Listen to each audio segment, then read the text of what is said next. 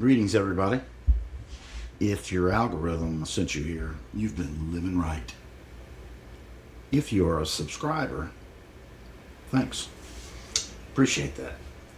Sometime earlier this year, I started creating content just as a way of shouting into the ether with all of the nonsense that was assaulting me on a daily basis. Going on, mostly in the U.S., but around the world even. And I just did it for myself. And I started getting subscribers. And I started getting notes and messages from people, comments. And some people that were watching the shorts that I was putting up, and some longer videos, but not very long, encouraged me. They said, "You should create a podcast out of this content." And of course, that sounded like work or a job, and I was just entertaining myself. So I told these interested viewers that I would, if I got to 1,000 subscribers, I would do it. And that was a lie, because I got to 1,000 subscribers, and then I told those same people it needed to be 2,000. And then, so I wouldn't be an inveterate liar, it reached 2,000 a while back, and so I decided that I would do it. So that's what this is. Episode 1. I'm not entirely happy with my setup here. So that should just get better from here. But so I didn't keep putting it off and putting it off, which I have been putting it off and putting it off. Here we go. This episode, we're going to talk about Iran, inflation, 2 eyes, a Ukraine update, and if you hang around for it, my Senate and House midterm projections for the midterms coming up in a few months. And it's lock solid. Not really. But I'll explain to you how I arrived at it. It's just mathematical. And then last, we'll have the artist album of the day. Because a day without music is not much. So with that said, anybody who's been to a strategy class in business school, or they might teach strategy classes in other schools, or I think they even teach strategy this way at different Army and Navy war colleges. The classic way to look at a strategy, by the way, which is a long-term plan, a tactic is a short-term thing. And you can have a lot of tactics that you think may enable you to perform your strategy, which is complete the strategy, which is a long-term thing. But anyway, it generally starts with the ends. You should think through, what do we want to do? What are our objectives? Are they measurable? Can we measure them to see whether we were successful or not successful? Or is it something that's not easily measured? Or all those things are thought through. The ends. And then the ways. How are we going to do it? What's the plan? And then the means. Do we have the resources to do it? In a battle sense, you would say, we're going to need X amount of personnel and X amount of boats and X amount of tanks and X amount of artillery shells and Patriot missiles or whatever. Do we have that? And you would think, if not, then you would get that together before you started executing your plan. But anyway, that's a classic way to strategize about anything in your personal life. Whether you think you want to ask a significant other to get married, you could use this framework and it wouldn't hurt you. So with that as a template overlaid onto U.S. kinetic actions in Iran, with the help of Claude to spot check me, I created a list of things that the U.S. government said were either our demands or our objectives, what we wanted out of the thing, and then I marked them with a green check if they happened, in part or in whole, or a red X if they haven't. And you can see from the screen, things started with no nuclear weapons. That's going to come back more. Stop killing protesters in the streets. They may not have done any today, but I think that's kind of a general thing they like to do. Zero uranium enrichment. They've not agreed to that. Complete dismantlement of all Iranian nuclear facilities. Nobody's agreed to that. Removal of enriched uranium stockpiles from Iran. None of that's happened. Limits on Iran's ballistic missile program. I don't know what limits means, but they have fired ballistic missiles since they were first attacked and continued. They just fired one just now. Wait, did I hear it? No. That gets an X. And then regime change, which some people in the government say, we never called for that. They did call for that in February. President Trump did. Next, destroy ballistic missiles again and not allow them to produce any. Hasn't happened. First green check, annihilate Iran's navy. They say that's happened. I have no reason to question it. Such as Iran's navy was. You could add to this, the Atlanta Braves will destroy your high school baseball team. That'd get a green check, I guarantee it. Iran can never obtain a nuclear weapon. Okay, they've not agreed to that. There have been no steps taken to do that. Sever Iranian funding and direction of terrorist proxies. No. And no. Obliterate missiles. They've been firing missiles pretty regularly. I don't think that's happened. Drones and all facilities that produce them. They can still produce them. That's still going on. Little Marco, destroy Iran's Air Force. Check. What do we think? Again, such as Iran's Air Force was. And again, the Atlanta Braves would still beat your high school baseball team. And then Secretary Pete, no nukes, no Navy, complete dismantling of missile program and defense industrial base. Late March, formal commitment to never seek a nuclear weapon, forego all uranium enrichment. No. There's been no promises made about that. No proxy groups, no funding terrorists. Suspension of all ballistic missile activities. That has not happened. U.S. physical possession of Iran's highly enriched uranium stockpile.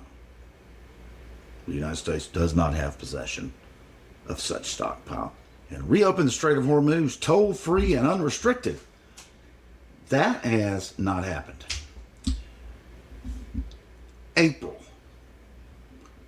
Open the Strait of Hormuz or face destruction of power plants and bridges. It is not open. We did not destroy our power plants or bridges. Probably because that's a war crime. In any event, Red X. 2-week ceasefire. There was a ceasefire for a day or two, and then no can do. Islamabad talks. That was when JD went over there and then left. The nuclear program, no deal was reached in those big talks. Naval blockade imposed on Iranian ports. I'm going to give that a green check. We believe that has happened. I believe that has happened based on reports. To what effect? I don't know. But, thumbs up. Iran must submit a unified negotiating proposal. No. They have not, and various different groups in Iran say that another group doesn't speak for them, blah, blah, blah, and there's either talking or there's no talking. It depends on what day it is and who you're listening to. President Trump, the blockade stays until Iran addresses nuclear concerns. Hormuz, offer rejected. So, the Strait, still not open. May through July, reopen the Strait of Hormuz again. No. Iran stops pursuing a nuclear weapon. They've agreed to no such thing. Iran turns over its highly enriched uranium stockpile. They still haven't. Iran to allow safe passage through the Hormuz, and negotiate nuclear terms within 60 days. That's long gone. Ceasefire declared over. If whatever was in effect over. July the 8th. And Iran must stop attacking ships in Hormuz, which they have not done. If you haven't paid them, they're attacking. Each ship attacked equals one Iranian bridge or power plant destroyed. Who said that? Oh, President Trump. That's not occurred. U.S. Navy, naval blockade of Iranian ports still in force. 13th, check. We think that's still going on. Even though some ships are going by, we don't know. Iran demands U.S. concessions. They want money and release funds and money to rebuild and all that before they'll open Hormuz. And none of that's happened as far as we know. Donald Trump, August 17th. Iran must raise the flag of surrender. They have raised no such flag. Trump, no nuclear weapons, reiterated as a top priority. No time schedule to end the war. Just keep going. Then he claimed the IRGC back channel established for peace talks. The IRGC says, no, it hasn't. And so have the other groups in the Iranian government, I believe. X. Threatened to bomb Oman, our ally. We haven't. I don't know why we would. I don't even know why you would promise to do that. But that has not happened, thank goodness. Iran counterdemands U.S. must lift oil sanctions and end military threats before talks. We've not done that. As far as I know, X. That was the Iran parliament. And then Trump again. He reverses course, said no talks underway or scheduled with Iran, even though we were just back channeling to the IRGC and such as that. Basically, if you take the strategy template and apply it to all of this, it doesn't appear that they did planning at all as to what the ends, means, and ways were going to be. If they were a student in my class, D. And that's just being benevolent with a D. So that's the little Iran. That's our Iran update thus far. So when you hear somebody say, oh, we've been clear from the start. No, you haven't. Been all over the board, asked and requested all sorts of things. Next up on the agenda, what is inflation? That's when the money in your pocket's not worth what it was a year ago. Can't buy the same boots for the same amount of money. Now you need more money. Let's look at the chart. Just visually, you can look at it and see that inflation is elevated and sticky. Specifically, the bottom dotted line on here is the Fed's 2% inflation target. That's where they would like inflation to be for the U.S. economy. We've not been at that target in years. This chart only starts in January. I make it, I update it, because I'm a nerd that way. And it includes CPI, PCE, and PPI. What are those things? I don't know. I'm just kidding. I do know. You can see, if you look at the PPI, which is the red line, you see it spikes up and then it drops down a little bit. PPI is what goes into goods. So think of it as, we can pick any example. We'll pick a farmer. He has to buy seed, diesel, he has to have a tractor, labor, fertilizer, water maybe. They grow it, harvest it, and somebody buys it from them from some price. Okay? Those are input costs. That's what it costs to get the product. That's the way to think of PPI. CPI, which is the blue line, you notice on the bottom, and then it's the one that extends out further than the green one. That's what you feel in your pocket. That's the inflation that you feel in your pocket. You'll see there's a difference between PPI, which is the red line, and CPI, which is the blue line. And that would be reasonable to expect. If you only were interested, if you only didn't know anything about inflation and don't care what all its acronyms are, you're only looking at one number or one series of data, you probably want to look at the PCE. That is the deflator that the Fed looks at. Okay? And that on this chart is the green line. The latest numbers are not out. See, the most recent one we had is 3.7. It will be. That dashed black line is, you can call it a trend line. It's the ordinary least squares regression line, using all three of those inflation metrics. We wouldn't call it a trend line. You would like to have it flat or maybe downward. You can see that it is upward, even though last couple months on some lines there's been a dipping in inflation, which is good for me, for business, for consumers. Will that continue? I don't know. I would like for it to. For all of us, it'd be great. But it's way above the 2% Federal Reserve target. And so let's just say, if you look, inflation is elevated and it's being kind of sticky. It's not decelerating quite at a quick rate, one that we would like to see it. So again, if you're only watching one thing, follow the PCE, because that's the one the Federal Reserve looks at when they're adjusting interest rates. Ukraine, how long has it been going on? A long time. February 2022, this is through August 19th, 2026. How much Ukrainian territory have the Russians occupied since they've been going after it this long period of time? You can see they started at 7. They had a high of 27. Currently, estimate is less than 20%.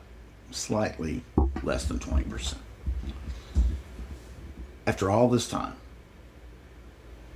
less than 20% of land they have occupied, and it's trashed and blown up and been a lot of death and destruction.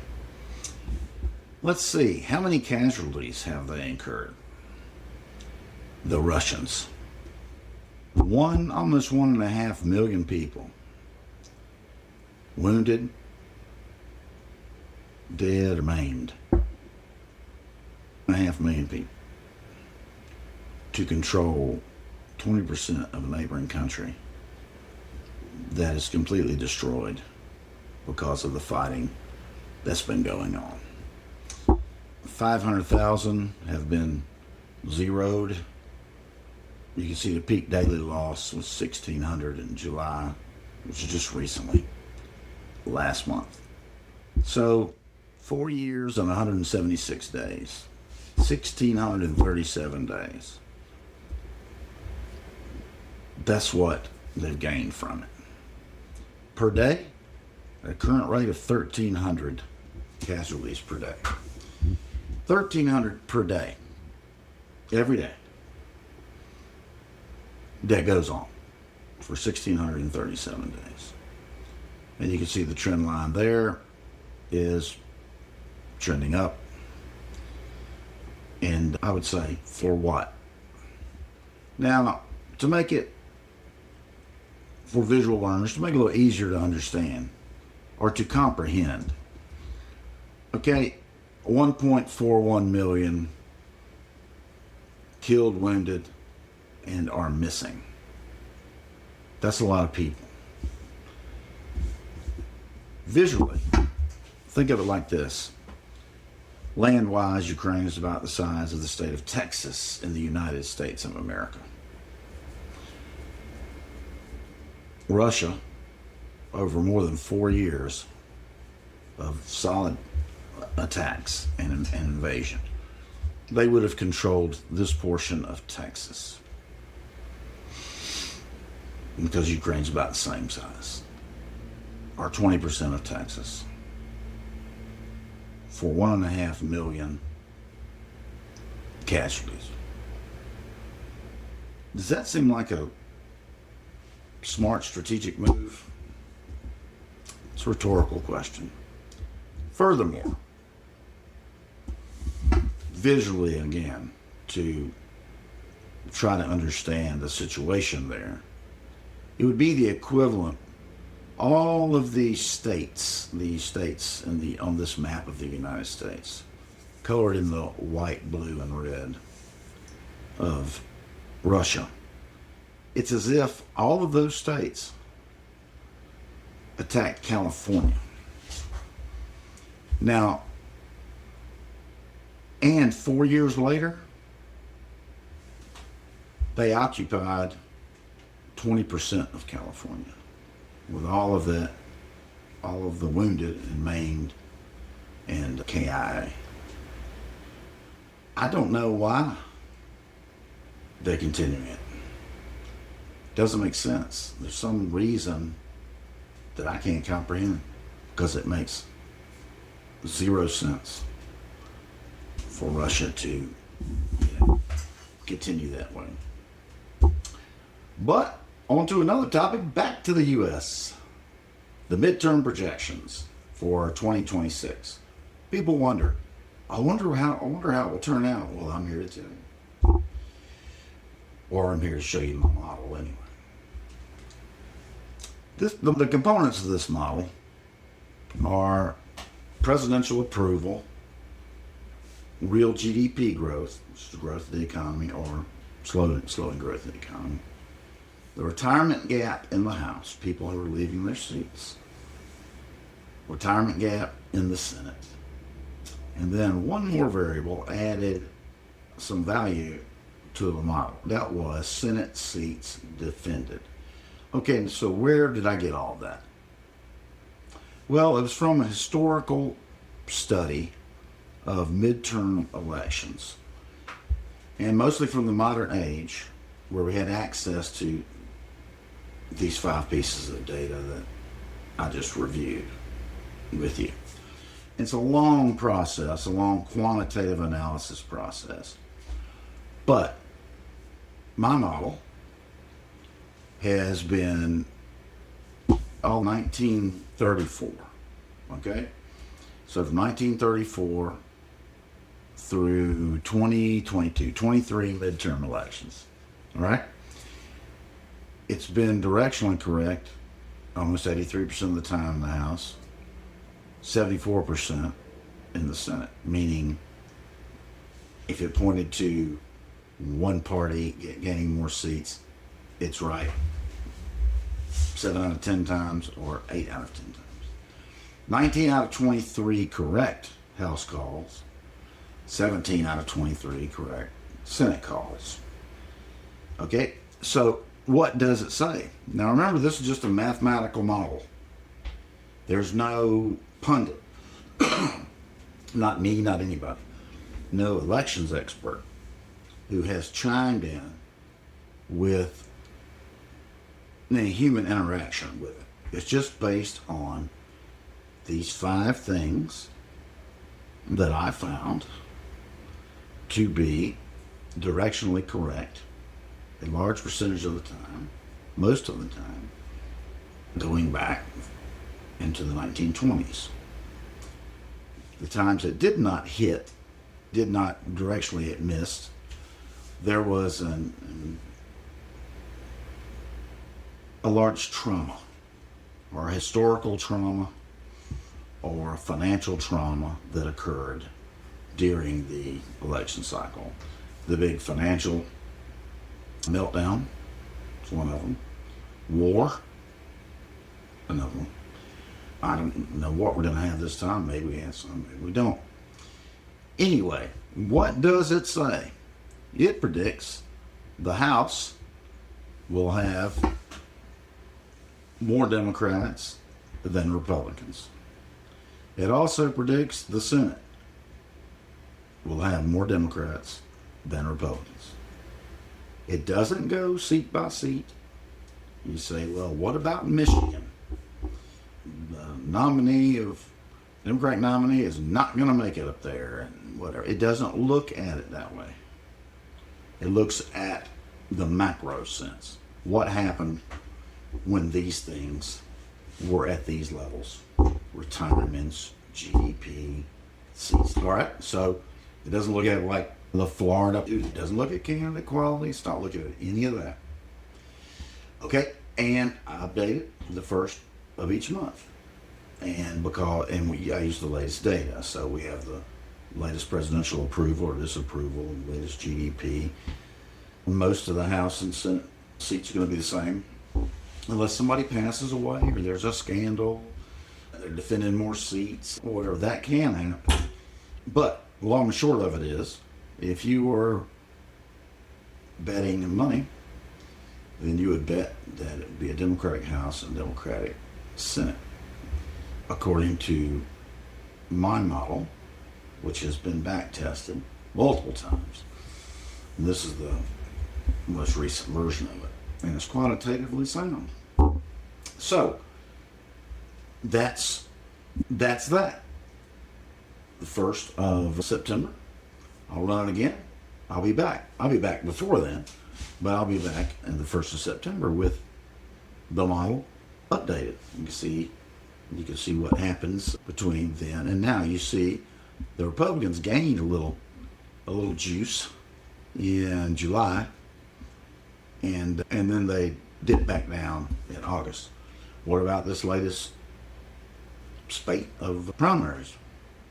Will that change it? It'll be interesting to see, won't it? Last album of the day, Jesus Christ Superstar cast album. What? That's crazy. Why? Oh, let me explain to you. Before they could round up the money to put Jesus Christ Superstar on as a Broadway play, they recorded an album of the music for Jesus Christ Superstar. And they recruited from Deep Purple Mr. Ian Gillan to sing the part of Jesus. Now, camera looks out of focus. Oh, there it is. He recorded all of the Jesus parts in 3 hours and went back as lead singer for Deep Purple. They tried to recruit him because of the job he did on the album. Tried to recruit him to be the star of the play, and he said that they would have to pay the other members of Deep Purple while he was doing a Broadway play, and they weren't able to record and play, and they didn't want to do that, and blah, blah, blah. And they got Ted Neely. But the original Jesus, singing all the high notes, the one that set the mark, was Ian Gillan of Deep Purple. Why do I choose that today? Because today is August 19th, and it is the man's birthday. Happy birthday, Ian. And thanks for doing the Jesus Christ Superstar album. Would have been great if you'd done the movie and the play, but it doesn't matter. So if you're going to listen to it, you're going to listen to the cast album with Ian doing Jesus and Murray Head's doing Judas, and it's outstanding. Now, if you stayed this long, God love you. Subscribe. It's free.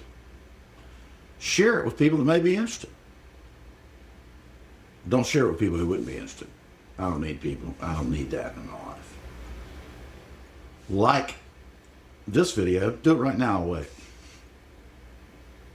Well, I'm through waiting. Hope you did. It's just the thumbs up button. Looks like that.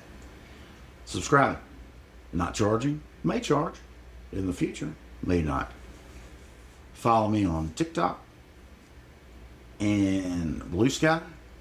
And there's a reason for these three. And on YouTube. And wherever you find your podcast. Remember, this podcast is for the children.